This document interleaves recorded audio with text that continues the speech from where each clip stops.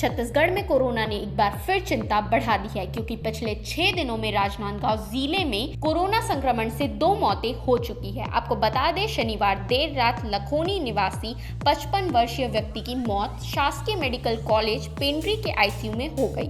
मरीज को पहले से हृदय रोग, सांस की दिक्कत और हाई ब्लड प्रेशर जैसी बीमारियां थी। 20 जून को कोरोना संक्रमित पाए जाने के बाद उन्हें तुरंत कोविड वार्ड में भर्ती किया गया, पर वो बच नहीं सके।